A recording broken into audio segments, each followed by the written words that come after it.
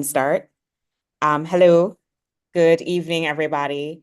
I am Dr. Lorianne Fisher, and I am a nephrologist at the University of Hospital of the West Indies, and I'm really happy to introduce everyone tonight to um, hopefully the first of a series of lectures on a nephrology lecture series geared towards the people who are really important in managing people with kidney disease, and that's our primary care providers. I'm hoping tonight is an exciting night. I hope it begins a partnership with the International Society of Nephrologists, specifically our North America and Caribbean Regional Board, with the Caribbean College of Family Physicians. We hope that today's talk, which is kind of the evaluation of patients with an elevated creatinine, starts off a series of lectures on the approach on managing kidney patients amongst persons with family physicians. I'd like to think of our family physicians or primary care doctors as the eyes and ears of the nephrology community. You guys are the ones that pick up the diseases, and you are so crucial in managing kidney disease. And I'm hoping that you guys learn and we learn from each other. And I'm extremely happy to start off and pleasure to introduce our speaker today. Professor Edgar Lerma is well known in the nephrology community. He is a professor of medicine, a nephrologist at the University of Illinois in Chicago. Just some background, he earned his Doctor of Medicine degree from the Philippines, the University of Santo Tomas Faculty of Medicine and Surgery.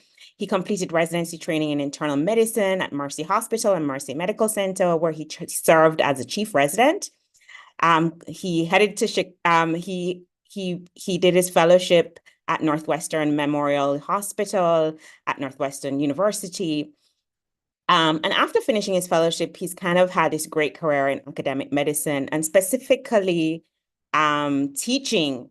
He's authored over 100 peer-reviewed publications, and he's a clinical professor at the section of nephrology at University of Illinois at Chicago. Anyone who is on Med Twitter knows that Professor Lerma. He is a big educator with a big social media presence. I've learned so much from his tweets, and I'm sure you guys will learn so much today.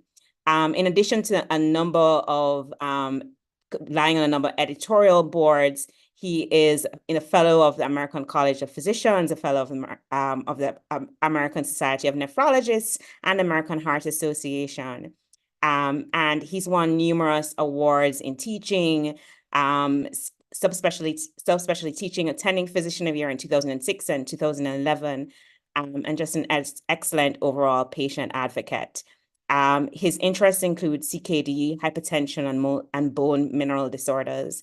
And without further ado, I kind of welcome a great talk today by Professor Lerma. Thank you so much for that wonderful introduction, Lori. Let me try to see if I can share my slides here. Just bear with me.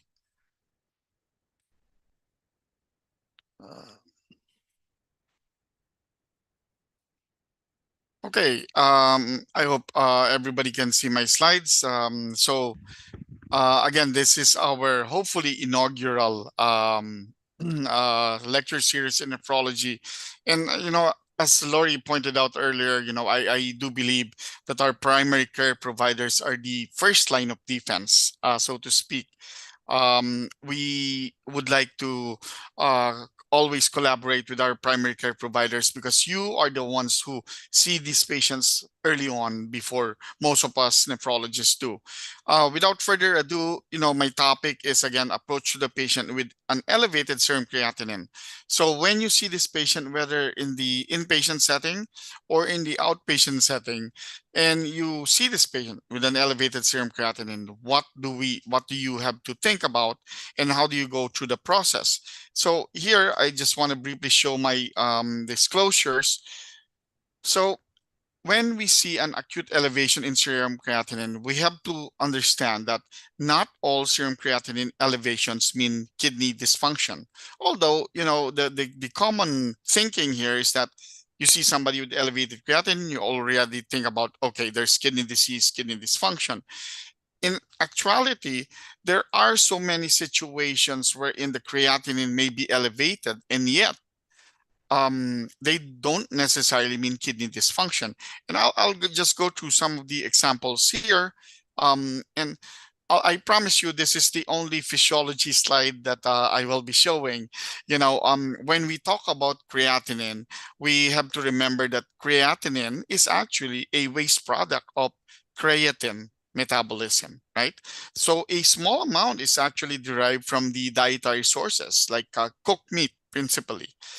So creatine rather, is synthesized in the kidneys, the liver, and the pancreas by two enzymatically mediated reactions, including here you could see glycosamine and arginine. And this is then transported in the blood to the muscle where it is phosphorylated to what we call now phosphocreatinine. The phosphate here being donated by ATP, which you remember from physiology and biochemistry is your adenosine triphosphate. And then the interconversion of phosphocreatine and creatine and concomitant interconversion of ADP and ATP. This provides the energy source for our muscle contraction. Now, daily, around 1 to 2% of creatine is actually in our muscles. And this is converted to the waste product, creatinine, which is now our topic. Creatinine is then released from the muscle cells to the circulation. The amount of creatinine produced depends on the total muscle mass, and therefore it varies considerably between individuals. So it's usually in the order of, let's say, in children, around 0.5 grams per day. In adult females, maybe around 1.5 grams per day. And of course, in adult males, 2.0 grams per day. Now, we have to recognize that there is variability between individuals. For a given individual, the daily creatinine production remains pretty well constant as long as the total muscle mass is unchanged. So finally, creatinine is cleared from the body by the kidneys, and this is principally during glomerular filtration. So a small portion, or maybe around 7 to 10%, is actually cleared by tubular secretion. And that's why we use creatinine as a sort of biomarker for kidney dysfunction.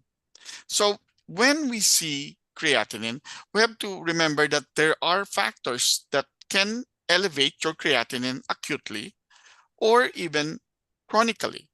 And we have to consider this because, as I said earlier, the main premise I'm saying here is that not all creatinine elevations make you think kidney dysfunction. So for instance, we will look at this as an acute rise in creatinine, a false elevation in creatinine, and of course, an acute fall or blunted rise in creatinine. So first, any person who eats a heavy diet or heavy meat consisting diet, so red meat a lot, that is an intake of creatine that's high that can cause an acute rise in creatinine. So this is similar to some patients who actually take protein supplements, right? Like creatine powder. So sometimes you can see that elevation in serum creatinine.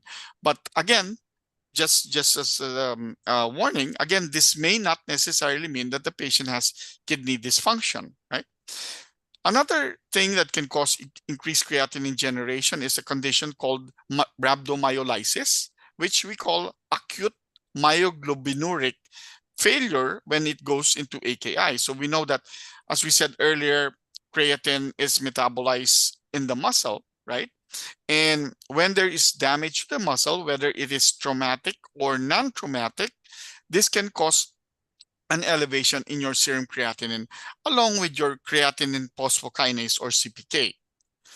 There's also a condition called decreased glomerular filtration, which is what we are going to talk about most in this discussion, which is when the patient has acute kidney injury. And of course, there's the concept of reduced tubular secretion of creatinine. Remember, I said a small amount, 7 to 10% of creatinine is actually secreted in the tubules. Now, there are a couple of medications which are commonly used, you know, maybe for urinary tract infection, for peptic ulcer disease, for dyspepsia. So these two medications actually inhibit the tubular secretion of creatinine. Hence, some patients may have an elevated creatinine just because they are taking these medications. I remember, and I'm going to date myself, and Lori mentioned I did my training at Northwestern many years ago, I'd say eons ago. So I remember at that time we would have some patients come to the clinic with an elevated serum creatinine. And at that time, that was the era wherein the proton pump inhibitors were new. At that time, I think only omeprazole was the proton pump inhibitor available, but most patients with peptic ulcer disease took mega doses of cimetidine round the clock. And because of that, they would come into the clinic because of elevated serum creatinine. And the only solution is to just either discontinue the cimetidine or cut down the dose, and the creatinine would nicely decrease. So there are also false elevations in creatinine. And here, you know, you have to go back to your biochemistry and your physiology, maybe organic chemistry, wherein we know that there are some substances like glucose, maybe hemolysis, a high protein level, even lidocaine can interfere with the reaction that is used in the lab to measure serum creatinine. So this can also cause false elevations of creatinine. And of course, there are patients in whom, you know, you see the creatinine, they're not elevated, maybe because they're septic. Meaning to say, if they were well, their creatinines would probably be even higher. So again, this is like an acute fall or blunted rise in creatinine.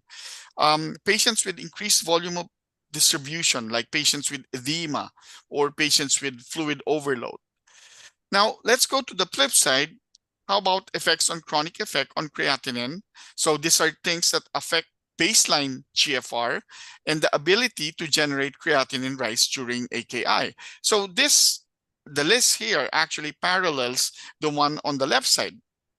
So what would cause a chronic elevation in creatinine? Remember, we said earlier, a heavy meal, which is consists of a lot of meat or beef or, red meat in particular.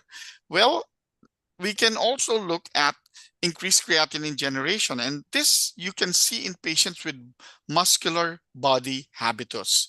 It has been shown in studies that patients of Afro-Caribbean ethnicity have a particularly high creatinine as compared to a Caucasian population. Of course, decreased GFR, like in chronic kidney disease, can cause a chronic elevation in creatinine. And of course, again, we mentioned about the lab interference, right? So bilirubin hemolysis can cause interference with the laboratory tests used to determine serum creatinine. How about a chronic decrease in creatinine? So when do we see these patients who actually have low creatinine? Probably those patients who are vegans, they only eat less meat. They can have low creatinine values as well. Patients with lower muscle mass. So let's say patients who are amputees, patients who are elderly, the female gender as compared to the male gender have lesser creatinine values as well. Of course, patients who are cachectic, malnourished, and have critical illness. If you want to read more about this topic, this is the reference, the definition of AKI and its use in practice. Now, this slide, this is from the latest publication of the KDIGO, which is the latest clinical practice guidelines on the management of chronic kidney disease. And here, they actually devote a table to the the reactions that I mentioned earlier, right? So we were talking about the Jaffe reaction and also enzymatic interference. And you could see here the different medications or drugs that we sometimes use. So what I'm trying to say is that whenever we see an elevated serum creatinine, we first have to verify, is this value true? One. And second, does this imply kidney dysfunction? So let's say we have passed that. Now we are at the point wherein, okay, we know that this patient's creatinine is true elevation. It is not just muscle mass or anything. It is not because of a medication or a reaction in the lab. So the question is this an acute or chronic elevation of creatinine? And it turns out this is a nuanced question. So if you look at the left side, there are many ways. How do you know that a patient has an acute or chronic elevation in creatinine? Where do you base it?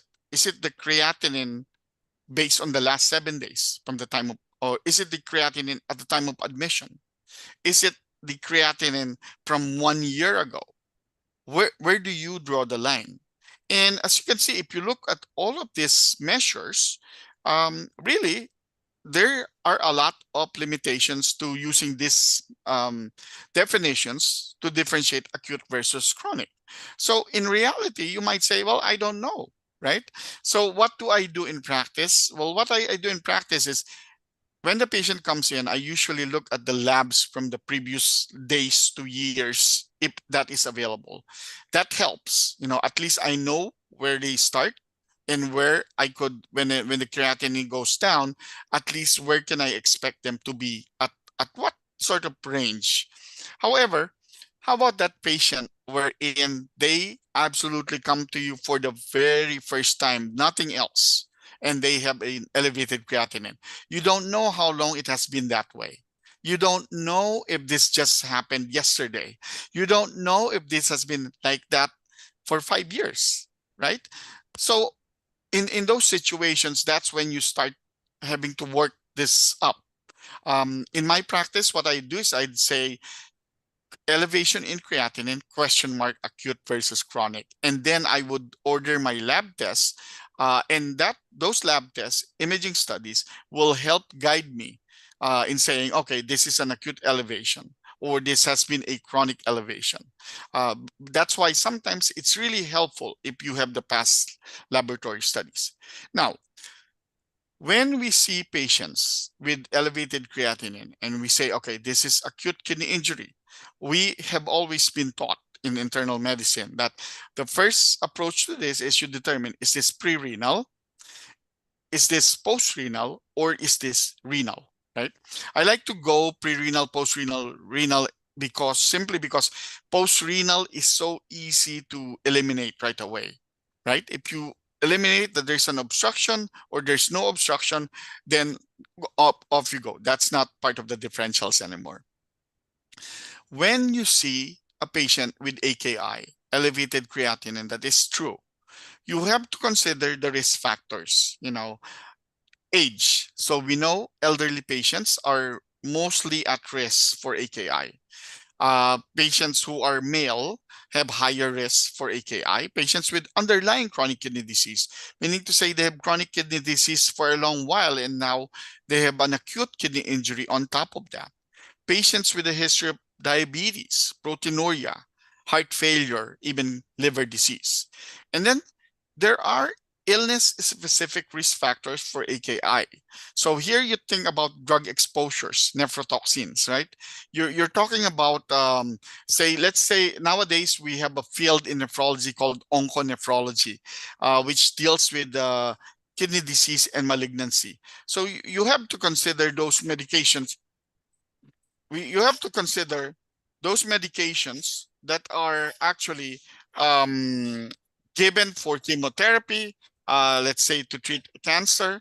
Also consider patients with sepsis, cardiogenic shock, hypovolemic shock, or patients we see in the ICU with multi-organ dysfunction, and also surgery. I like to mention surgery because one of the common causes of AKI is what we call cardiac surgery associated AKI. So this could be patients who undergo coronary artery bypass graft surgery. They undergo an aortic valve replacement like a TAVR. These patients are at high risk for AKI. Again, this is the inpatient setting. So let's say now I have a patient with acute kidney injury. The creatinine is elevated.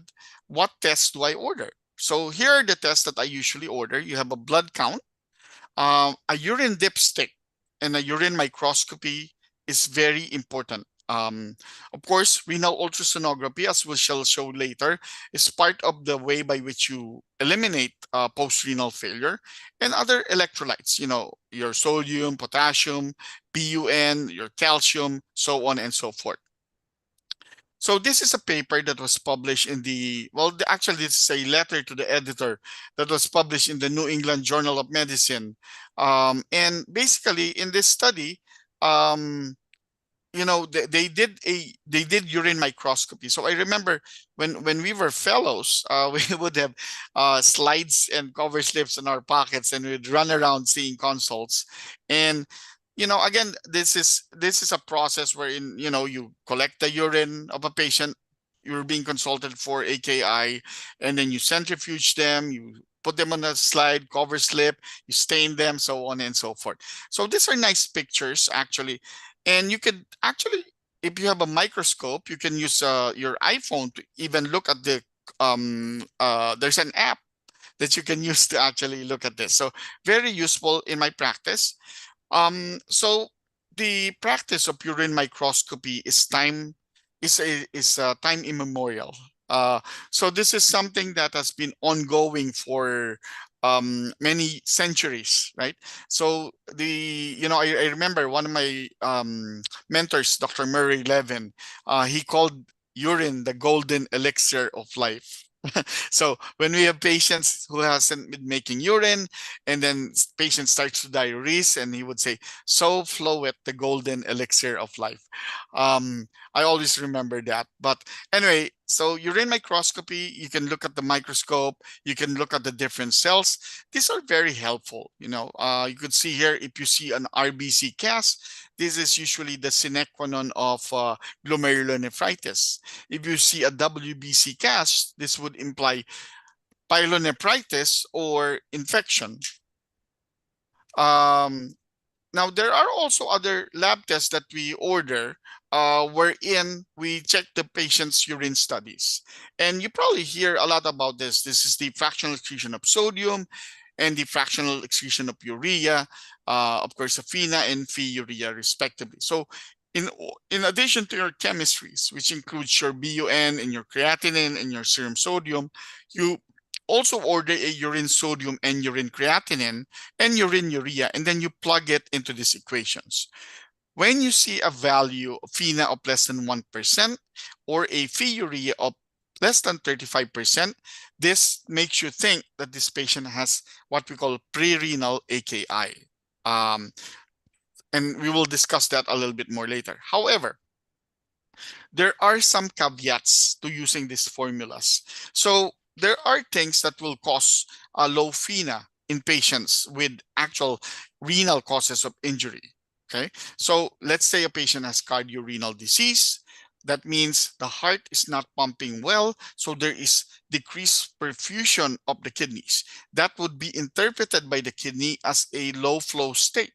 So the kidneys, reading it, will hang on to the sodium, and so your FeNA, the amount of sodium spilled in the urine, is much less. Hence, you have a FeNA of less than 1%. Now, other conditions that would cause this sort of low flow state, renal artery stenosis, right? Hepatorenal disease, we'll talk about this a little bit more later. Glomerular diseases, tubulointerstitial nephritis. Look at radio contrast dyes. If you give a patient a contrast, one of the things that the contrast dye will do is it causes vasoconstriction. Hence, the kidneys read this as a low flow state. So there are limitations to the use of the FeNA. So you have to look at these conditions, right? So when you see these conditions, your FeNA may not have any value. That's why sometimes I teach my residents that when you see a FINA, it is only valuable if it is less than 1%. Because if it is above 1%, all bets are off. It could still be pre-renal, right? Now, we can also use FINA as a diagnostic measure for something called hepatorenal syndrome.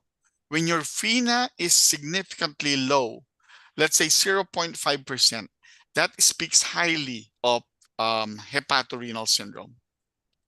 So, where does Phi-urea get in? Well, there are studies that actually show that Phi-urea may be more useful in patients who are actually on diuretics. Remember, when you give a diuretic, it causes the patient to spill sodium in the urine. And so urea is absorbed in the proximal tubule. So it is not affected by diuretics in that sense. So there are some caveats here on when you should use FINA and when it is best to actually use Phi-urea. So let's now go back to what we were talking about earlier. So again, when you see AKI, you think pre-renal, you think post-renal, and then you think renal. So let's start off with the pre-renal, okay? So when we say pre-renal, we're looking at something that is low flow state, meaning to say there's less perfusion to the kidneys. And what would cause this? Goes back to a little bit about renal physiology, right? We remember this diagram. You have an afferent arteriole, efferent arteriole. I usually had trouble remembering this. So I remembered somebody thought about this and he said afferent is arriving, efferent is exiting. So these two arterioles would modulate whether constriction or dilation in order to maintain normal GFR. That's what they basically do. So when you have decreased perfusion pressure, whatever the cause, what happens is that the body releases prostaglandins, which would dilate your afferent arteriole. This also would lead to a constriction of the efferent arteriole caused by your angiotensin II. And what is the effect of this too? Then you have maintenance of normal GFR. So there's normal flow through the kidneys. Now, what if you have low flow state, your volume depleted, and then you take an NSAID because you're in pain? Remember, one of the responses earlier to decreased perfusion pressure is the release of vasodilatory prostaglandins. Now, those vasodilatory prostaglandins are inhibited because of the NSAID effect on your arachidonic acid pathway. This then causes low GFR. Okay, so you could see when do you see this? You see this in patients who are volume depleted and they were given NSAIDs. How about if the patient is again volume depleted and they were given an ACE inhibitor or angiotensin receptor blocker, or they were still taking it and they were volume depleted? So again, now you could see the effect is on the efferent arteriole, and you could see there's decreased angiotensin II. So you dilate the efferent arteriole. Again, the effect, low GFR. So some of the patients that we see are having this situation, right? They're volume depleted. They were given NSAIDs and they were given an ACE or an ARB, or they're still taking these medications. And this is what we call like a perfect storm, right? So these patients have perfect storm that predisposes them to pre-renal AKI. So we talked about NSAIDs. We talked about angiotensin receptor blockers, cardiorenal syndrome. You know, we know that in any state wherein the heart is unable to pump blood towards the kidneys. Let's say they have congestive heart failure, they have a heart failure, reduced ejection fraction. This will cause decreased flow to the kidneys. And this will cause an elevation in creatinine. Patient will have AKI or acute kidney injury. How about hepatorenal syndrome? Right? Hepatorenal syndrome is really an imbalance of your vasoconstrictors and vasodilators. So what it is that, you know, the liver is unable to remove all of these substances. And so because of that, there is also a pre-renal state. Abdominal compartment syndrome. You see this in patients who suffer from abdominal trauma. I remember I had a case of a patient who had abdominal compartment syndrome, and the residents thought that this was all pre-renal, so they kept giving the patients fluids. Okay, so they kept giving the patients fluids, but the patient was not responding. He was not making any urine. 3-4 days later, they consulted us, and we saw his muscles on his legs. They were very tight. So they had to do fasciotomies in order to release the pressure. So this is just an example of somebody having a compartment syndrome. Again, when there is pressure in the abdomen, it causes renal venous congestion, and that could also cause AKI, or acute kidney injury. Other causes, what are the other causes of volume depletion? It could be from diuretic overuse, maybe from osmotic diuresis in patients with diabetic ketoacidosis.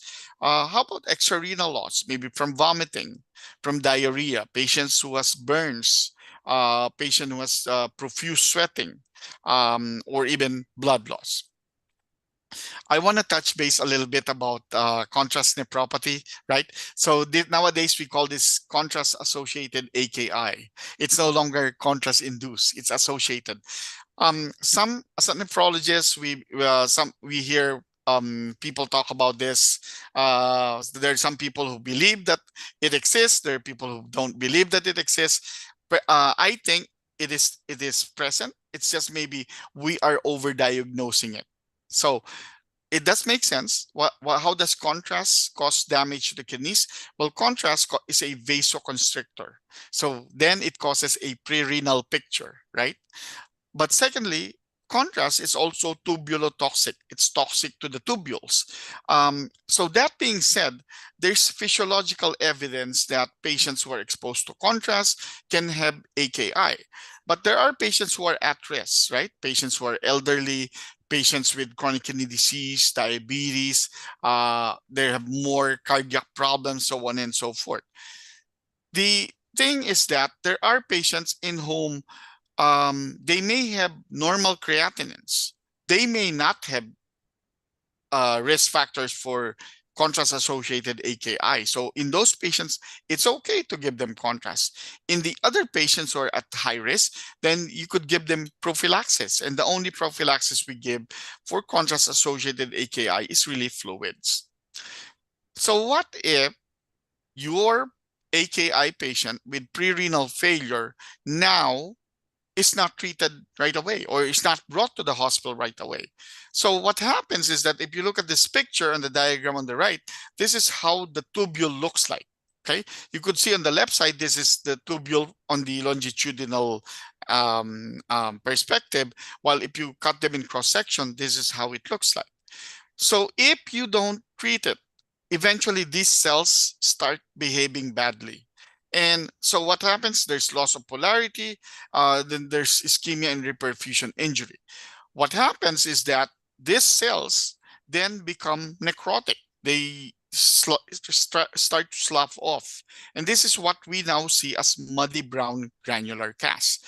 That's why if you look under the microscope, if you look at the textbooks, you always hear this muddy brown granular cast. Whenever you see this, you always think acute tubular necrosis. Now, the area of the tubules, which is most prone to acute tubular necrosis, is the area when there is lowest oxygen tension in the loop of Henle. And remember, that portion of the tubule is responsible for concentrating urine. Hence, when you see patients with acute tubular necrosis, that urinary concentrating ability is dysfunctional. So patients are unable to concentrate urine. Hence this mean.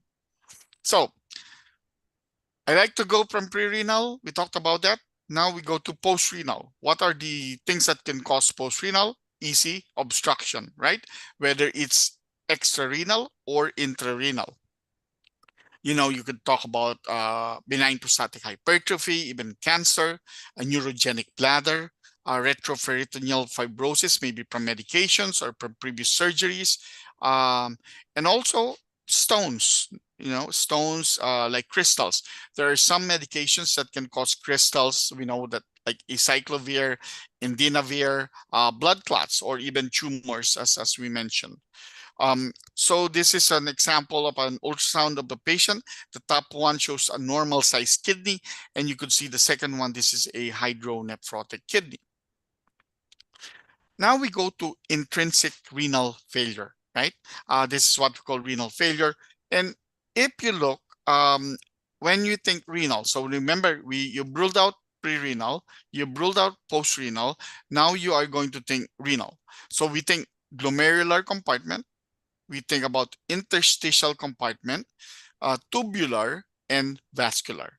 So a lot of this have overlap, but so this slide just basically shows you what are the possible causes. When you do your initial laboratory studies, you ruled out pre-renal, you ruled out post-renal, and now you start thinking about renal causes. So you think about this differential diagnosis, and there are certain tests that you can order that will support that diagnosis. I want to concentrate now on the glomerular diseases, right? So whenever we think glomerular diseases, we have to sort of separate them. Nephrotic syndrome, which has the elements of peripheral edema, right? Nephrotic range proteinuria. Some books say greater than 3 grams per day proteinuria. Some books say greater than 3.5 grams per day proteinuria.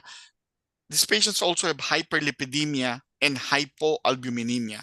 The fifth component of nephrotic syndrome nowadays is believed to be hypercoagulability, because these patients, they lose this coagulant proteins in the urine.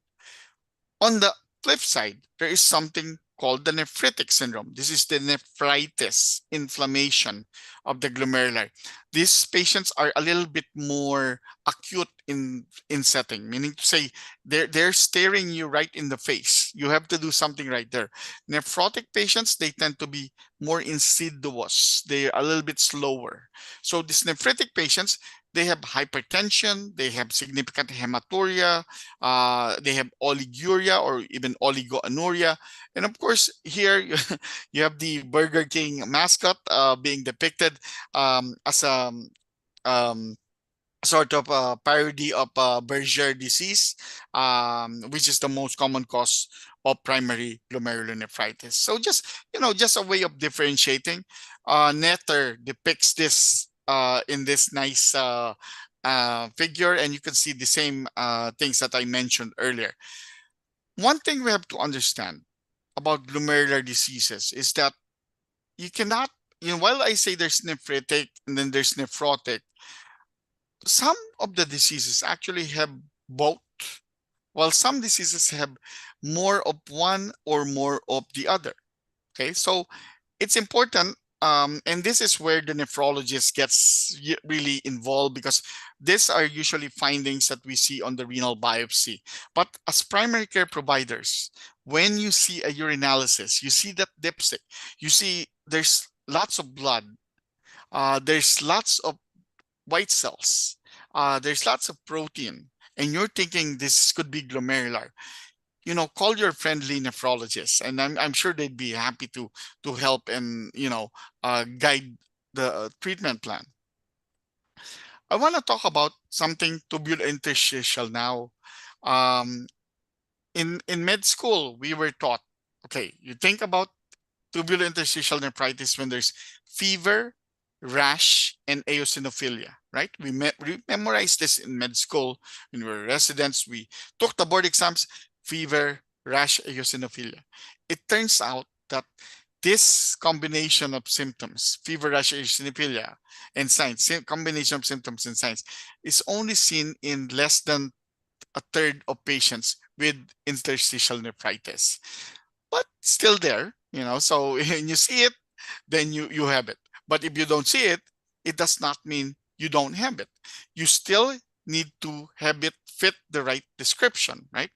So one of the tests that we have been ordering for a long, long time, and this was, again, dating back to even when I was a med student, is urine eosinophils, right? Whenever we see urine eosinophils, say, oh, that's interstitial nephritis. So let's look at what the data shows. So this is a study that was published in CJSN. Moriti et al. Actually did a study, and they look at patients who had interstitial nephritis demonstrated by biopsies. And what they did was they said, well, let's look at how many of these patients actually had eosinophils. And look, sure, true enough, acute interstitial nephritis patients had significant elevation in the urine eosinophils. But look at this. Patients with proliferative glomerulonephritis also had eosinophils in the urine, even higher than AIN, right? And look at patients with acute tubular necrosis. They also had high urine eosinophils. So urine eosinophils are found in a variety of kidney diseases aside from AIN. At the commonly used 1% urine eosinophil cutoff, the test does not shift pretest probability in any direction.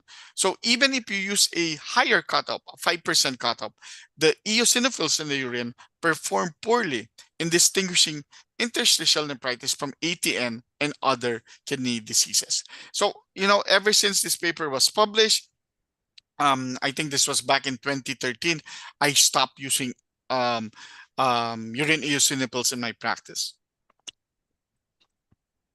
Now, one of the things that's also important is we said, what are the most common causes of interstitial nephritis? There are two most common causes, drugs and infection. So sometimes when I explain this to the patients, you're damned if you do, you're damned if you don't. If you have an infection, the infection will hurt you.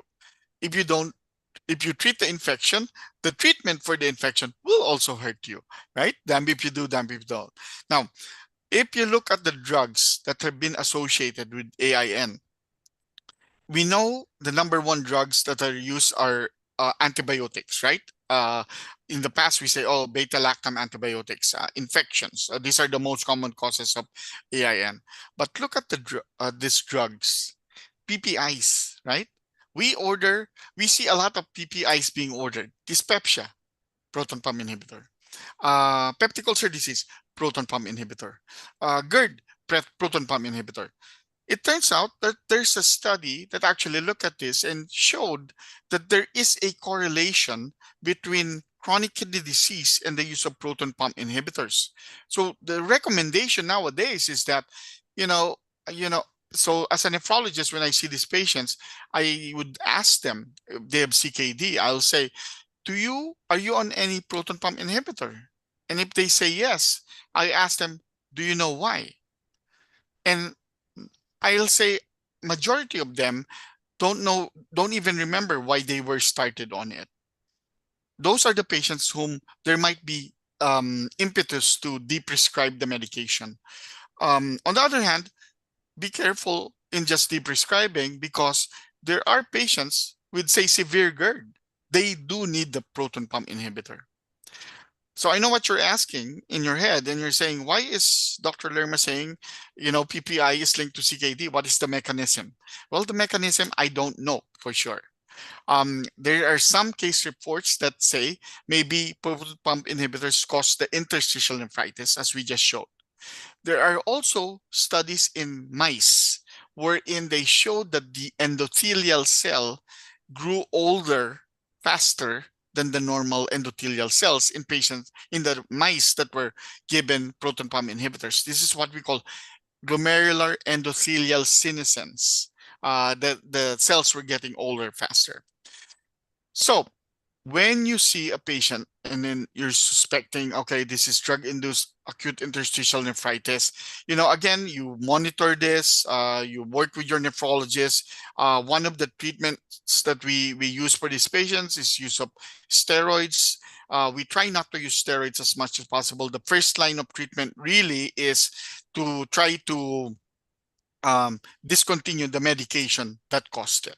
So this is just a nice algorithm I'm sharing with you now. So what happens? We see these patients in the hospital, right? They have acute kidney injury. We think some of these patients will recover, and then some of them will get into chronic kidney disease, right? But it's not as simple as that. It turns out that these patients, when they have AKI, they have several pathways. They can have recovery, which is what we want to achieve. They can have death, what we want to avoid, right? And sometimes there is non-recovery. So those who don't recover can have delayed recovery, they can develop CKD, and then there is something wherein in between AKI and CKD called acute kidney disease. So these are the patients who, let's say, I'll give you an example. Let's say a patient has a baseline creatinine of 0.5, comes to the hospital because they have nausea, vomiting, diarrhea, and then they come in with a creatinine of 2.5. So went from 0.5 to 2.5. In the hospital, you give them fluids, you remove the nephrotoxic agents, the creatinine goes down to 2.0, right? And now the patient is discharged. What happens to those patients, right? Those patients have to be followed closely, because if they stay at 2.0, then they go into AKD, or acute kidney disease, and then chronic kidney disease. You have to monitor these patients after they are being discharged from the hospital. You want to see them get as close as possible to back to baseline if possible. So that is where you as primary care providers, us as nephrologists, work together in trying to find out what else is going on in here. So once they're discharged from the hospital, their course is not finished. So when they get into chronic kidney disease, now we talk about the stages of CKD, right? And I'm just going to briefly go through this because I'm hoping this would be another topic for our future webinars in this series. So you notice when we talk about stages of CKD, we talk about their GFR, right? Stage 3 is 30 to 59, stage 4, 15 to 29, GFR less than 15, or dialysis stage 5. You notice I never mentioned the GFR number in AKI, right? And the reason for that is because in AKI, the patient is unstable. So their GFR could be anywhere. It is not very useful to label them as having stage 3 or stage 4 while they are in the hospital. It does not make physiologic sense. So going back to our diagram, so when you go to AKI, go to acute kidney disease, hopefully you can get them back and not get to CKD. If they do get to CKD, you have to start risk stratifying the patients. We have this table wherein patients we follow for CKD, we have to, you look at the stages and then you risk stratify them based on the degree of albuminuria, right? So nowadays we don't use the term microalbuminuria or macroalbuminuria. Now we use A1, A2, or A3. A3 is severely increased albuminuria greater than 300 milligrams per gram.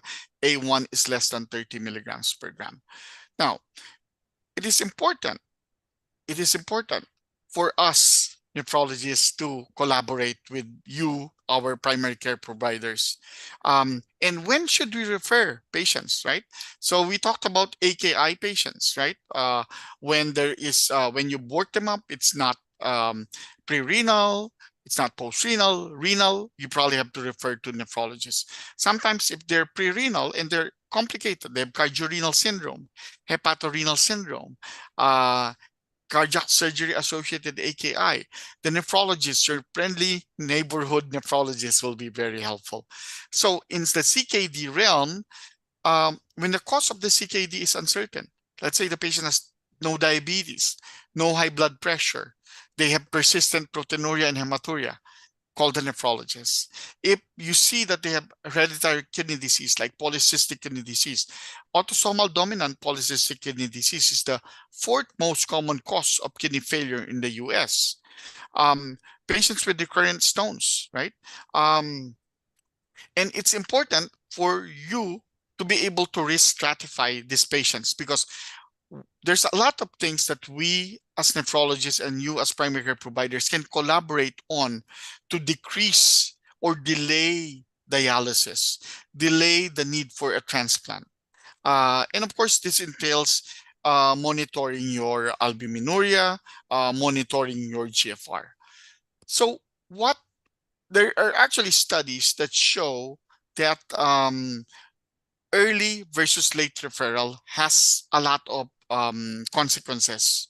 Some of the benefits that when we collaborate is we can delay dialysis or transplant. There may be less need for urgent dialysis, meaning to say we end up having patients, if they do require dialysis, they have a PD catheter or a fistula, as opposed to having an IJ dialysis catheter. Preemptive transplantation is golden, right? This is when patient gets transplanted with a kidney long before the patient needs dialysis. Uh, it also leads to less costs because there's decreased hospital stay. There's lower 1-year mortality rate. And of course, patients are empowered because they have the freedom of choice. If we collaborate early, we can give them the tools to, okay, home dialysis for me or in-center dialysis is for me. So they are part of the decision. We can also improve their nutrition. And of course, there's a lot of psychosocial issues that patients have to deal with. We can easily identify that earlier and refer them to the right people. So what if we do not collaborate? Well, studies have shown there's increased morbidity and mortality. There's more complications, right? Uh, Low prevalence of permanent access, meaning to say less AV fistulas, AV grafts created. There's delayed transplantation, and so on and so forth. So in reality, there are now CKD care models. We always encourage having a multidisciplinary team approach. We have the primary care provider, nephrologist, the specialist, social worker, dietitian. Some interventions we can collaborate on: blood pressure management, right? Diabetes management, putting them on a statin, making sure anemia is addressed and worked up. The mineral bone disorder, you look at the calcium, the phosphorus, and the PTH. You educate the patients and their families about the different options, whether to go home dialysis, in-center dialysis, transplant. Planning for the vascular access. And of course, outcomes: you delay progression of CKD, you improve blood pressure and diabetes control, improve cardiovascular outcomes, and also patient education. So really, these are the components of this collaborative model. We have education, navigation, management, and of course, surveillance. Again, I'd like to show this slide, which I showed earlier, right? We identify patients who are at risk for having AKI. So what if we do identify, okay, you are at risk for AKI? Well, one, you can discontinue all nephrotoxic agents when possible. If they're in an NSAID, you stop that. If they're intravascularly volume depleted, you give them fluids. If you can monitor their creatinine, their urine output. Other alternatives to contrast imaging studies, right? And again, this timely initiation of dialysis when needed, all of these things can be a little bit more coordinated. So the last slide I want to show is that, remember I said not all creatinine elevation is kidney dysfunction. Not all creatinine elevations are bad, right? In this slide, you could see on the bad, this is what we have been talking about. Patient has spontaneous AKI because there's cardiorenal syndrome, hepatorenal syndrome, sepsis, nephrotoxin-induced like contrast, right? These patients, you have to treat them because the creatinine rose up as a biomarker. And if you do not treat them, the outcomes will be worse. However, there is what we call induced AKI. This is some people call this as permissive hypercreatinemia. Okay, let me repeat that. You in pulmonary you hear permissive hypercapnia, right? Here this is what we call permissive hypercreatinemia. So let's say a patient is congested. You give them diuretics. You want to diurese them, right? So patient pees a lot, but the creatinine is going to go up. That's expected. That implies better outcome later on. In fact, there are studies, I believe it's the dose study, that showed that patients who actually diuresed or had worsening kidney function, so to speak, actually had better outcomes subsequently. Patients whom you put on a RAS inhibition, you know the creatinine is going to go up by what, 10%, right? That's what we expect.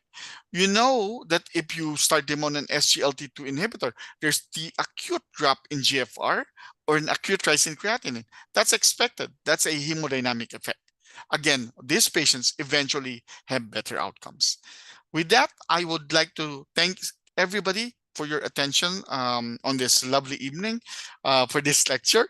And I just want to share this, if you want a copy of the slides, you want to use it for your own review, you want to use it for your lectures, feel free to email me. And with that, I will stop sharing and we can go to discussions.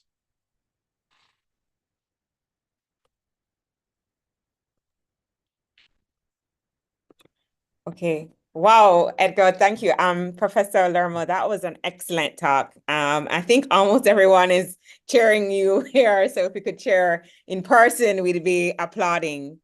Thank you very much. That was very, very insightful. And I really love the GIFs, sorry, they were awesome. Thank you so much for giving us this talk.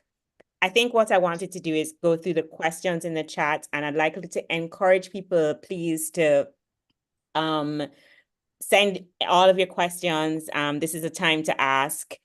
And I think I'm going to start off with the first question, which is, what is the best IV fluid for patients with AKI? And that's actually a really good question.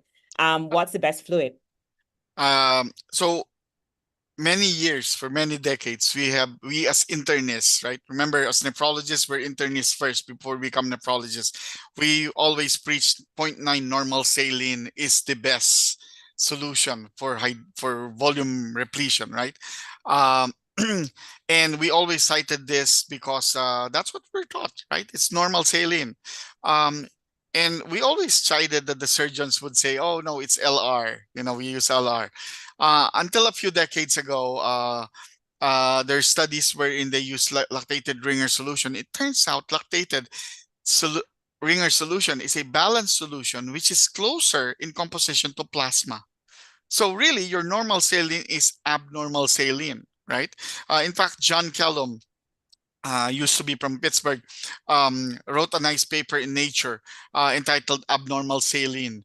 And he discusses here and he shows a picture of how the composition of plasma is closer to normal saline, to lactated ringers as compared to normal saline. So seeing all of this evidence, and there's studies, right? There's so many studies, trial, ideal study, so on and so forth. There's so many studies looking at this, and it tells us actually that LR is probably the most logical solution. I started using LR myself ever since I started seeing these papers. There was the myth that potassium was high in LR, so we should not give it. There's the myth that lactate is high in lactated ringers. That's why there's lactate in it, so we should not be giving it. So I started using this, and actually the amounts of lactate and potassium are actually negligible. So you can actually use it, and that's what I've been using. So if you ask me, what would I use? What would I order? I'd order LR. Okay, thank you. That's a really, really good question. And yeah, so some in the critical care data too, balanced solutions versus normal saline associated with worse outcomes and hyperchloremic metabolic acidosis. So that's the first question. And a second question, which was, I think this was earlier in your talk, but are ARBs, example, losartan, not preferred in patients with CKD for hypertension management? If so, how is it we know that we use losartan and ARBs for kidney disease, but we know it increases creatinine, I guess their question is, how does that correlate? And I think your last slide kind of answered that about good rises in creatinine versus bad rises in creatinine. I think some problems arise when I think, further to this question, sometimes when people are dehydrated or like they have an acute illness, being on the ARB or the SGLT2 inhibitors, like what do you do? And I think that's a common primary Yeah, care question. So I'm going to ask that question as a route from this one, you know, when you very have good. two reasons. Sure. So let me ask the and remind me if I miss the question. But um so I come from the Philippines. And I know there are a lot of people from the Philippines in the audience. We as a culture have been taught that the doctors Mhm. are like gods. But this was a long time ago. Okay. So when the doctor tells you take this medication, do not ever not take it. You follow that. So even if you get sick, you can't take anything else. You still take your medication, right? Uh, it turns out this practice is not actually good. Uh, because remember, I showed the slide about the perfect storm, right? So let's say a patient ate some bad food and now has nausea, vomiting, diarrhea. This is a situation wherein you have to stop your ACE or ARBs or even your SGLT2 because that can cause a perfect storm of leading to acute kidney injury. So what I do in those, I tell my patients, there's something called the sick day rules.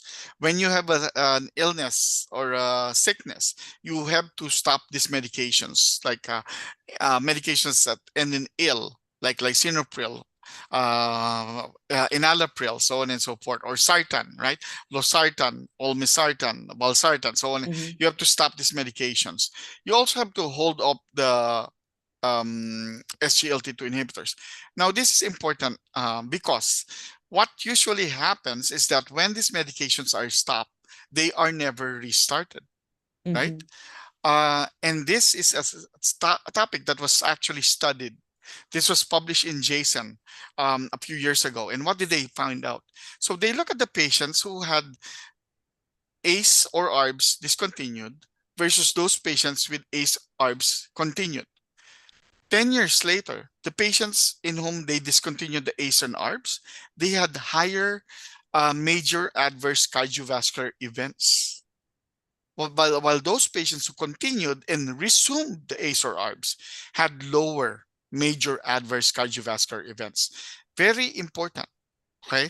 So when we do take the patients off those medications, we have to remind ourselves we eventually have to put them back on it. uh, I think even today, with as much as we know about the the benefits of ACE ARBs on cardiorenal outcomes, there's still some reluctance because of that rise in creatinine that we see when it is initially prescribed. Some patients have hyperkalemia, right? High potassium. Uh, but there are now medications that are available in order to offset those side effects. Um, and again, the ultimate goal is to improve cardiovascular outcomes. Don't let the patients die from cardiac disease or from renal disease. Does that answer your question, Lori? Yeah, I think that's a really good answer. And I think sometimes, what I do is what you say is like if someone's really sick, like they have a flu or, in the times of COVID, if they had a COVID infection, you usually tell them to just kind of back off on your, hold, maybe cut down your diuretics or hold your diuretics, hold your ACE inhibitor or your SGLT2, because again, when you're sick, you're not eating, you're not drinking, your appetite's down, you get dry. And so I think that's a common question. That's one or two questions people have asked me from a primary care perspective. So the second question comes from the group, which is, can azotemia and AKI be used interchangeably, or is azotemia only elevation of urea, whilst AKI is both urea and creatinine? So in nephrology, we like a lot of semantics, right? And I'll tell you, when I teach renal physiology, one of the things I usually teach is when we say reabsorption, it goes to the blood. When you say secretion, it goes to the urine. You have to have that concept. I guess we nephrologists like semantics, make everybody confused, maybe makes us look smart, right? So when we say azotemia, basically it implies an elevation in BUN and creatinine values. Mhm. That's what azotemia means, right? AKI, wherein you see the elevation in creatinine, usually there is an elevation in BUN as well. Mhm. Okay, so AKI, when although we sometimes think it's synonymous with a elevation in creatinine, it goes unsaid that the BUN usually goes up also. The way I would usually teach this is that usually the creatinine goes in the same direction as the BUN, right? The creatinine improves, BUN also goes down. It is when they cross, when BUN goes up, creatinine goes down, that's when there's some discrepancy, right? So let's say you have a patient whose creatinine is stable and the BUN is going up. You have to think what else can cause that BUN to go up. It could be bleeding from the gut, right? It could be a meat diet. It could be patient was on tetracycline or corticosteroids. Those can cause the BUN to go up, and the creatinine is the same, right? If the patient has, as I said, GI bleeding, that can cause the BUN to go up because it's urea nitrogen at the end of the day. Thank you. That's a good question. I think I'm trying to understand this question for cardiorenal syndrome, Lasix BID versus I think IV infusion. So infusions versus like bolus dose Lasix. Yeah, so in practice, you know, when you first see the patients, of course, in the outpatient setting, you want to use PO, right? Mhm. So I usually would start with a BID dosing in patients wherein they have cardiorenal syndrome. However, in the hospital, I have the option of using IV. I would use the IV first. Now, there's Mhm. something in nephrology, in critical care nephrology, which we call the furosemide stress test. I'm not sure if you've heard about that, but the furosemide stress test entails that, let's say a patient is in the hospital and you give them a dose of Lasix. I believe the dose is 1 milligram per Milligram per kilogram per kilogram. dose in those patients not um, who are not sodium naive, or sodium naive, then you give a higher dose 1.5. No, or the other way around. But anyway, it's 1 to 1.5 grams per kilogram per dose of Lasix. And what it does is that if you give the IV Lasix and they do not respond adequately with good urine output, you know they are not necessarily going to respond to further diuresis. So that's kind of how I use that dictum. So I would start off with PO in the outpatient setting. In the hospital, I could use IV. If if I can see that that's working, I might use an infusion drip, like Mhm. a furosemide infusion. And Mhm. sometimes I would use what we call a step care diuretic, wherein you give a loop diuretic and then you add a distal loop diuretic. Mhm. Of course, this is in the in-house that we're talking about. There's study that was published in the New England Journal of Medicine called ADVOR trial, wherein the Mhm. patients were given furosemide IV and they were had suboptimal response diuretic wise. They gave them a dose of IV acetazolamide, which works on the proximal tubule, and they had more diuresis. Okay, that's a good point. I think the second question, I hope we answered that question because I think it was intermediate doses versus infusion, which you answered. And certainly there is a pull to share the urine microscopy app that you talked about. That's one comment, which is great. The other one is, there are no dose adjustment needed for PPIs based on current literature, and why would that be? And when would that be revised? And that's the question is, I guess, if dose adjusting the PPI would reduce the risk. So I don't know the answer to that exactly, but let me put it this way: the no dose adjustment is based on the metabolism of Mhm. proton pump inhibitors, regardless of which brand you're using, Mhm. or which generic form you're using. There's no need for a PPI dose adjustment based on the kidney function. Mhm. Um, the suggestion that PPIs were linked to CKD were initially discovered epidemiologically. So now there are smaller studies showing that there's actually a link. But again, the link, there's still a question. Is it all acute interstitial nephritis or is it more than that? Mhm. So in my practice, when I see these patients, so when I see a patient with CKD and I notice that they're on a PPI, I would I would ask them target that are you do you know why you're taking the PPI? Or maybe I would reach out to the primary care provider and ask them, why is the patient on PPI? Can we discontinue that? And I am very careful about this because I've also read case reports wherein patients had severe ulcer, peptic ulcer disease, and they were taken off PPIs and they had more problems with that. So Mhm. it's a matter of, weighing your balancing the risks and benefits of the medication. Okay. And I think it's a really good question. What is the permissible rise in creatinine with advancing age in an otherwise healthy person? I love this question. There's no permissive rise in creatinine. Mhm. The permissive rise in creatinine I was referring to is, when you use these medications, when you use an SGLT2 or an ACE or ARB, we expect that rise in creatinine, right? That's not unexpected because that's how the medications work.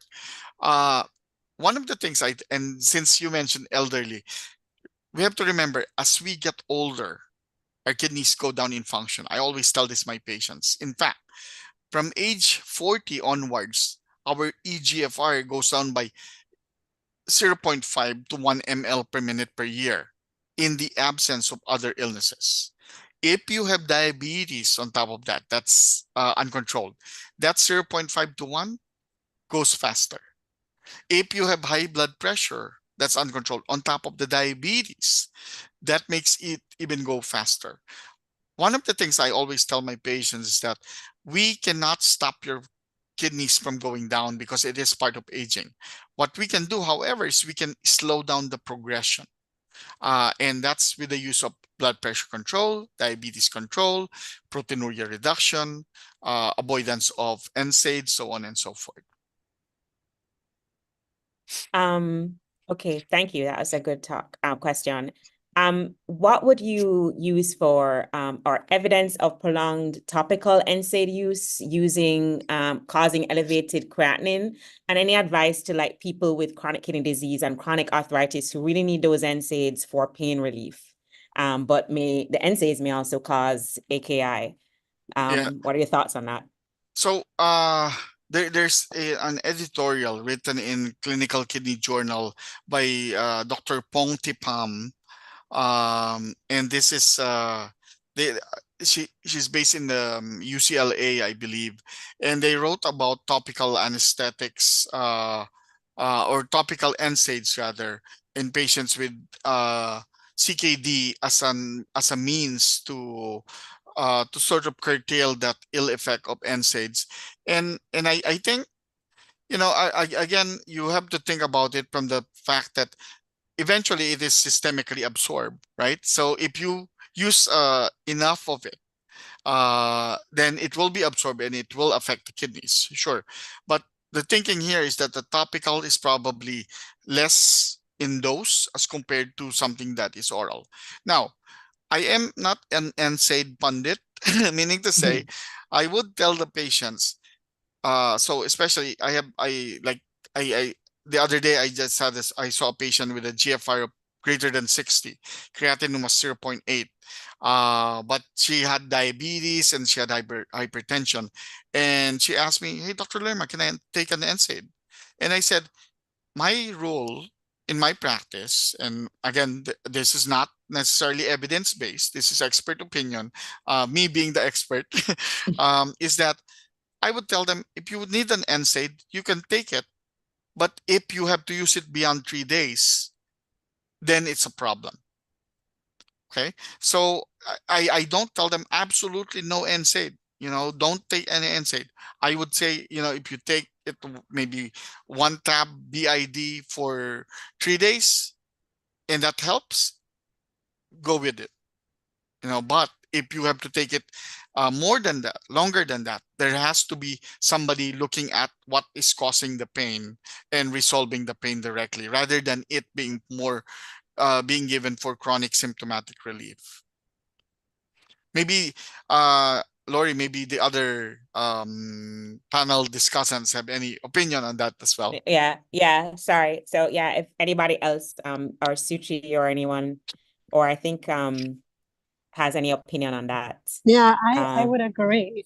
This is Shichian, and then one of the nephrologists at Stanford, and that was an excellent talk. Edgar and Lori, thanks for moderating. And I would completely agree that NSAIDs are very effective painkillers, and some of our patients are suffering.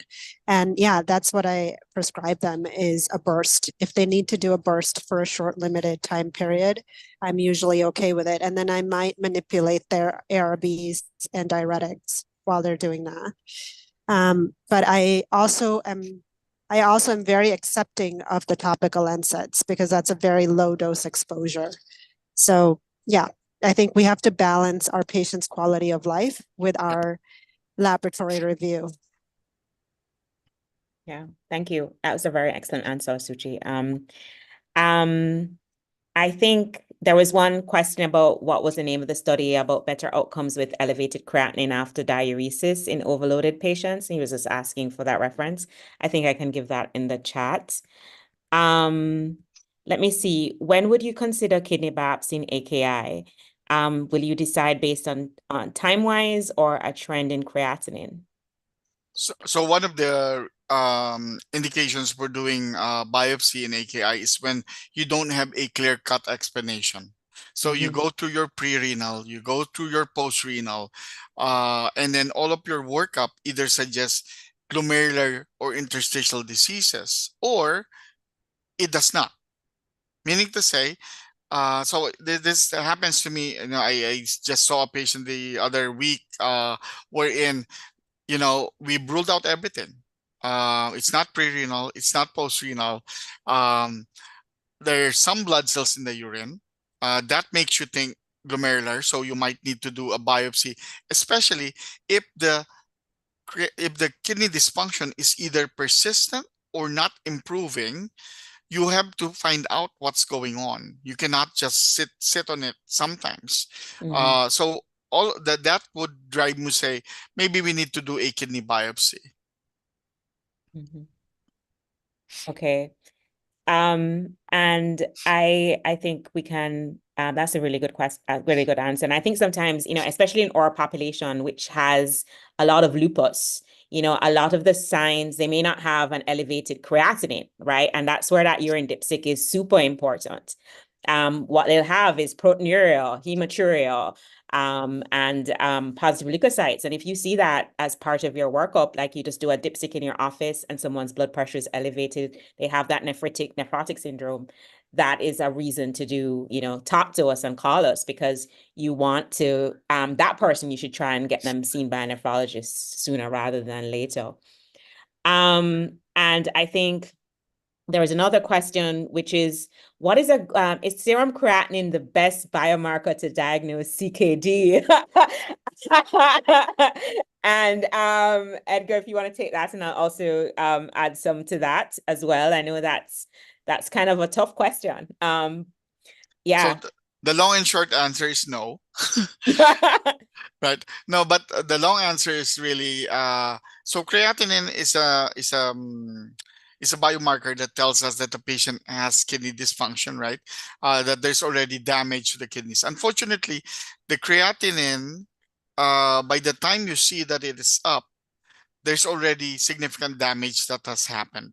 So there are studies wherein they're trying to determine which is the biomarker that fits, that would be elevated before creatinine gets up, right? We've seen studies on NGAL. We've seen studies on KIM1, which is the kidney injury molecule 1. There's also something called NephroCheck, which is TIMP 7 IGFB, something like that. But it's NephroCheck, which is a urine biomarker. Really, what it is that I think it's a combination of things.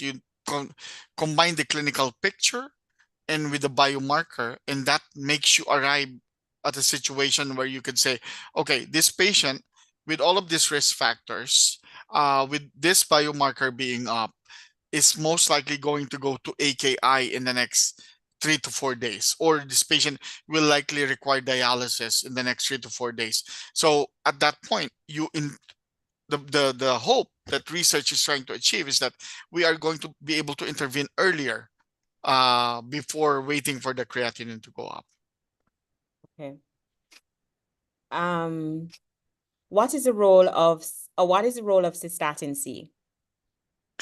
So cystatin C is not yet widely available, but there are studies that show that the use of cystatin C as a biomarker in addition to GFR actually increases the accuracy of the GFR equation.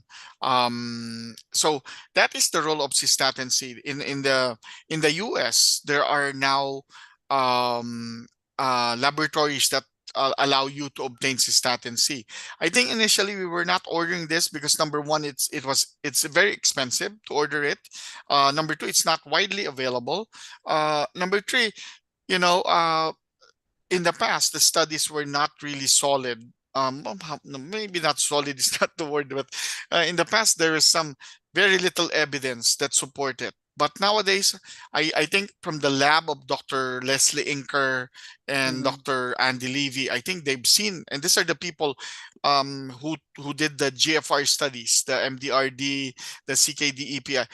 In their lab, they are demonstrating that cystatin C actually increases the accuracy of being able to measure that GFR. Okay, and I think this last question I was trying to answer online, but I think I probably answer for the benefit of the talk is, if the patient isn't producing urine due to renal failure, how often can you challenge the kidneys with Lasix? Yeah. So this is where, the patient's not making urine, you need the patient to diurese. This is where you give your furosemide stress test. So let's say, a patient is, say 70 kilograms, I would say give, say 80 milligrams IV of Lasix. If they respond with significant urine output, that means there's tubular integrity. That means you can still use diuretics to make them make urine.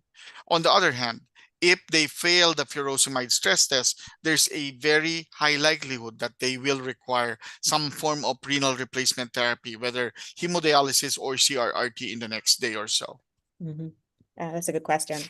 And I think, some of the adage, well, we were taught in like medical school, it just converts one form of renal failure to another, and oliguric to non-oliguric. And nephrologists are always happy when they see urine. So, and in that way, the other question, which I thought was a really good question, is would you initiate an ACE or an ARB in CKD stage 4, 5 kidney disease? I'm going to open that out to the group. And I think that's a really good question, and it's a really good common question being asked. Personally, I would start the patient on ACE or an ARB, and mainly because they have cardiovascular benefits. Early on, stage 3, you start them because of cardiorenal benefits. When patient has, let's say a patient's already on dialysis, there's no more renal benefit, right? But there's still cardiac benefit. So my attitude is I still use it. Yeah. And I think, to add to that question, I agree with that. I tend to use ACE inhibitors, and, the big Stop ACE trial showed that, when we stopped ACE inhibitors at advanced kidney disease, they died from cardiovascular complications. And I think a big learning point from that, and we need to remember that our CKD patients are cardiac patients. The mortality, the reason why patients with CKD die is cardiovascular disease. So we need to remember that in our patients. And I think the warning would be looking out for more hyperkalemia. And, you may get a little bump in the creatinine and progression. But, I think long-term, I agree with Dr. Lerma, definitely on this one. The cardiovascular risk is too high amongst especially our advanced CKD patients. Okay, so I have two last questions because I'm sure everybody is reaching exhaustion. But I really love the questions from this. In cases of like an AKI consult, does not all Muddy brown casts equal to ATN? I guess their question is, can you see muddy brown or classic granular cast in other forms of renal disease? He asks RPGN, anti-GBM disease. You know, I think the theoretical answer is yes. Uh, because some of these patients can have glomerular disease and ATN as well, right? So you might see that finding as well. One of the things, you know, I'd say be careful about this. You know, like in one of the hospitals where I work at, we are not able to do urine microscopy. So we are reliant on the lab to tell us what the urine sediment findings are.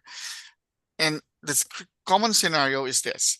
So patient, I do a consult, 7 a.m. Here, I need a urinalysis. Nurse collects the urine at 7:30 a.m., which is pretty efficient, 7:30 a.m., right? 30 minutes from the consult. And then that urine sits there for like 6-7 hours. If you had an RBC cast there, that's gone. If you had a muddy brown granular cast there, that's gone. So when the lab reads it, there's no mention of cast, there's no RBC cast, there's no granular cast, no, there's no nothing.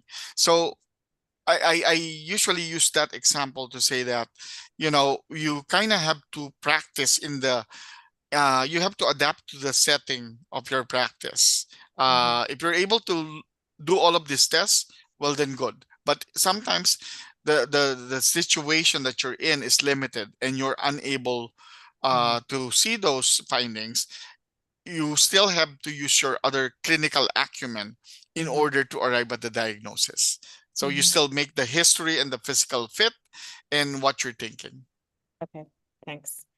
And I guess there was last question, which I'll quickly ask, which is about the time frame between PPI and nephrotoxicity. And you know, if the cause is unknown. I mean, just kind of knowing that like there's causation and association. So we know that like chronic kidney disease, or at least there's an association with chronic kidney disease with PPI use, meaning that in these big studies looking at populations, they found that those people who are taking PPIs were more likely to develop kidney disease. But does that equate to causation? We're not sure, you know? Yep. So we know that PPIs and any drug really can cause interstitial nephritis because it's kind of like this inherent reaction to it. You have different types of interstitial nephritis. So you have the classic eosinophilic one we learned which is an allergic reaction, which would happen like usually 7 to 10 days after the drug is initiated because you need an inflammatory response. Or which is that PPI causing AKI. In that setting, you'd have a temporal relationship between it. But certainly for many cases of CKD, it's just an association. So we will never know the temporal event. But in the event that this is acute interstitial nephritis from the PPI, it would be about 7 to 10 days after initiation. That's when you'd see the rise in creatinine. And I hope that answers that question. But thank you guys. I thought that was a really good discussion, kind of question and answers. You can always tell that someone did a really great presentation because there were like a ton of questions. And I'd like to really take this opportunity to thank Professor Lerma and especially Professor Lerma, because I love that talk. I'm very excited about it. And I learned a lot, even as a nephrologist. So this was an amazing talk. Thank you so much for your time and efforts. Thank you so much to the Caribbean College of Family Physicians for hosting us. I'm going to spend probably about another 10 or so minutes kind of having a discussion about our thoughts. I'm going to invite Professor Reed to kind of give us sum up on any other kind of discussion points from this talk. Prof. Reed. Hi, thanks, Lori. Colleagues, hopefully you're hearing me well. I'm having a bit of an internet challenge here. Um, so I was quite impressed with the chronic care model framework that was shared because we recognize that chronic kidney disease is really just literally that, a chronic disease. And we recognize that the only way you're going to have reasonable success is if it is that one takes a holistic approach, and the chronic care model does facilitate that kind of an approach to our patients. Just wanted to ask one question here, Dr. Larman, and this is your view of point of care creatinine testing in the office. What's your view in terms of their sensitivity and specificity for monitoring kidney functions in the general population? So I think I draw back to my first slide wherein, again, when we draw a serum creatinine in a patient, we first and foremost have to ask ourselves, is this a true or valid creatinine elevation or not? And once that is established, then your next question is this an acute or a chronic rise in creatinine? And in a patient with a previous lab test, you have something to go back at. But if you don't, you only have the one number in front of you. At that point, you just have to use the other sort of weapons in your armamentarium that will allow you to, how to navigate this, how to approach this. Again, just going to your pre-renal, post-renal, or renal. So that's kind of how I would view creatinine. But right now, we don't have anything else besides creatinine. Hopefully, for many years, for many decades, we've been hoping that the NGAL test would be it, that and NephroCheck would be it, but we don't have it right now. So creatinine is our best marker. In physiology, we teach it because it's only 7 to 10% tubular secretion of creatinine, right? And it's not reabsorbed. So again, I go back to the to the older studies in supporting it. Sure. And the other question I would just ask you to comment on, in one of your slides, you mentioned when you were looking at the benefits versus risk for early versus you mentioned one intervention which is not available here yet, and that is preemptive transplantation.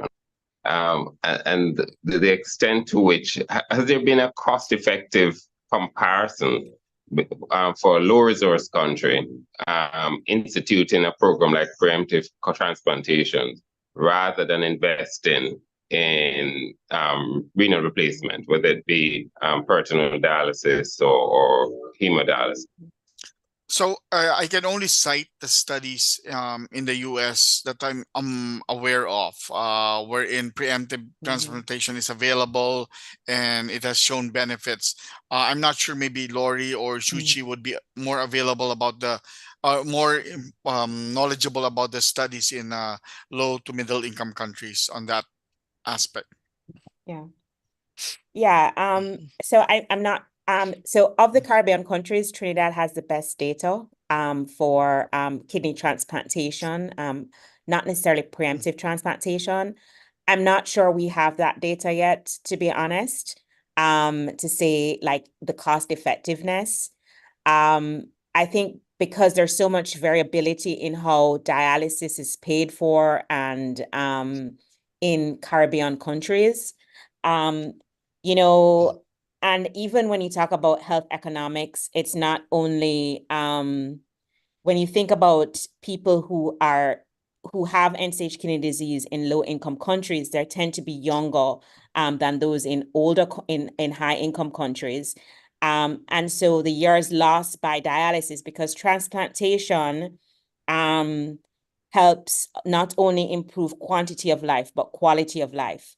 Remember that renal replacement in terms of hemodialysis or dialysis, which is commonly available, may also reduce quality of life in people who are at a low workforce. So to answer your question simply, no, we don't have that data from low income countries, but also to say that low and middle income countries, also to say that bearing in mind that end-stage renal disease happens often in younger age groups. I can definitely say that from the African data and also from data from the Latin American countries. And so, you know, we also have to add that to the equation. In terms of point of care testing for creatinine, Suchi raised some really good points, which is there's a lot of variability in creatinine point of care testing for creatinine.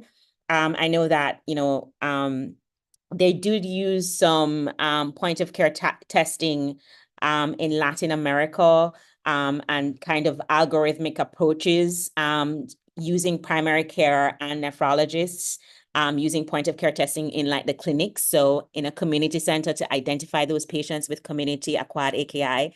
And they specifically had like an algorithm. So does this person have risk factors for AKI? And therefore I would reflex to do this creatinine. So I'd be cautious in interpreting it. I think it can be useful in appropriate settings, right? So certainly in like high risk groups, like you're in the middle of, I'm going to use a Jamaica. I'm going to say Jamaica, the middle of Woy, which is a like a rural area, right? Where, you know, you may have, I mean, I was in Sav, like you could be in the middle of Sav Lamar and you're the only primary care doctor, you're in the clinic and you see somebody that comes in who, you know, you think may have lepto, you know, who had vomiting, diarrhea, that person has a high risk for AKI. And you do this point of care creatinine, it may help you triage. And I see where that would be helpful, right? They may say, okay, maybe this person has a high creatinine, but he has a history of vomiting. He has jaundice, you know, he has the perfect setup for AKI. I do this creatinine, it's high. I'm going to send him to the hospital, give him fluids. And I think it would triage management. So I think that's where it would be useful in our setting.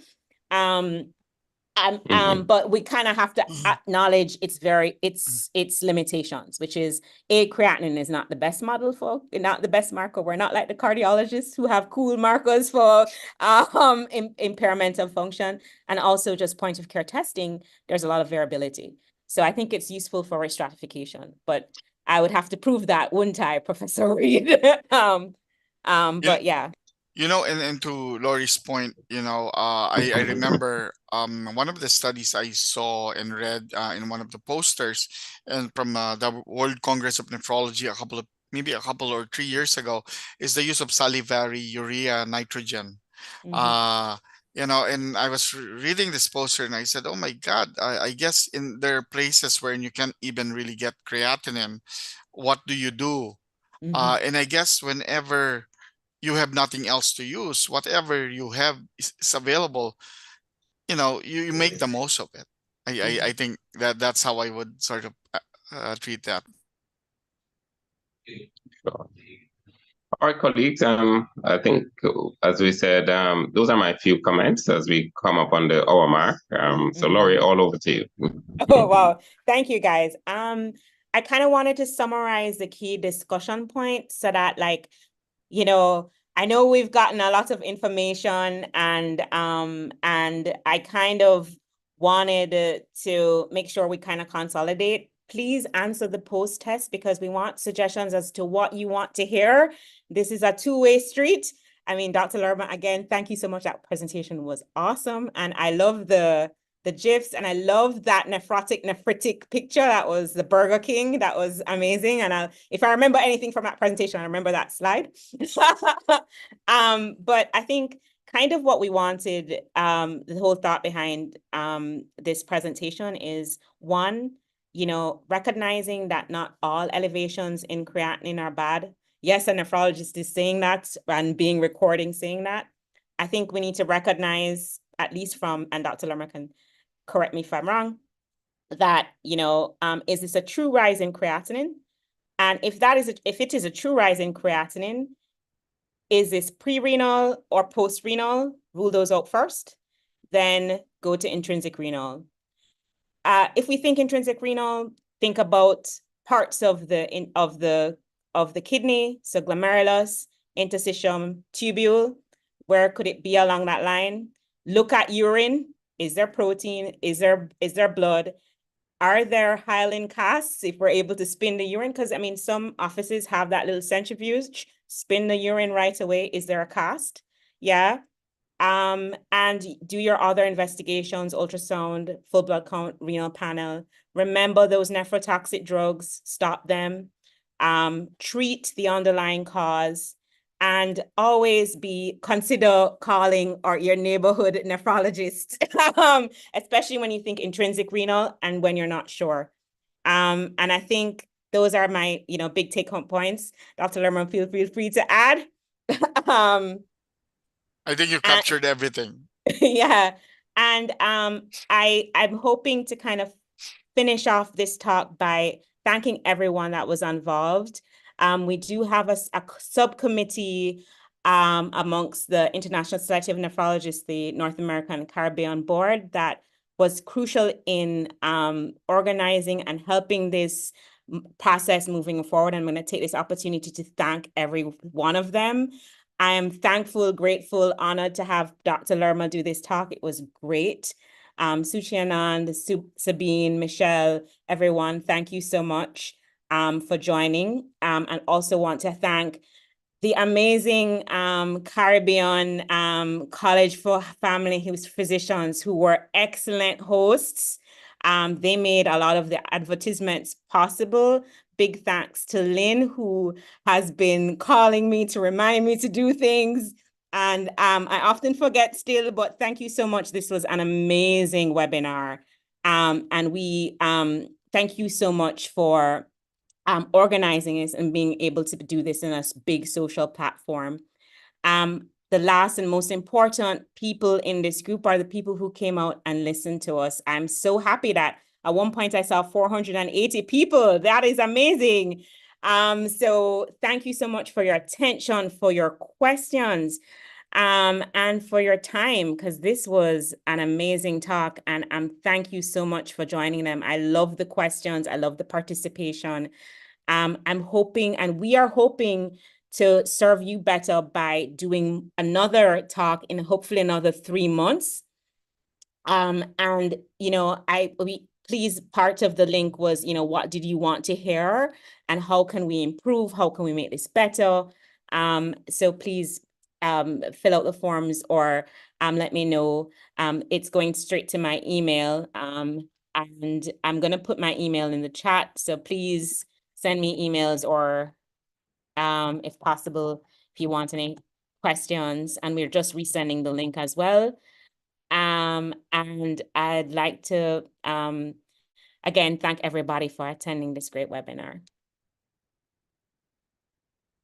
And any closing remarks from Lynn and the group?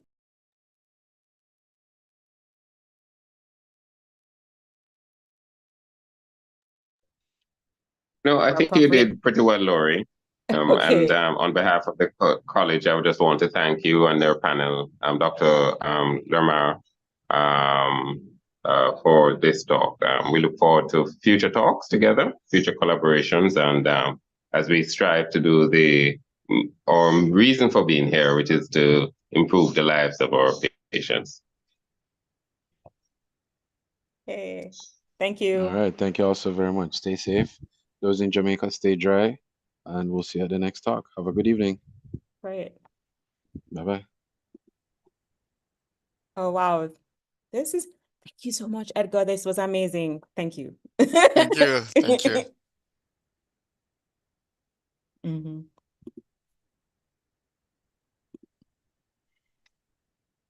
Yeah. Thank you, Edgar. I think it was very well received. I think so.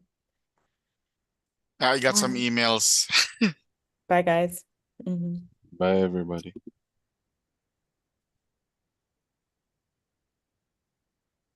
And it looks like we had quite a bit of many attendants.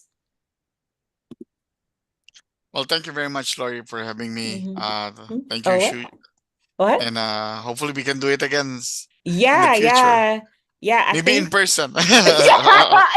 yeah. Hopefully we can do this in person. That'd be great. I mean, if we can get one, I know the PA has a lot of conferences in person, so if we could do that, that'd be good.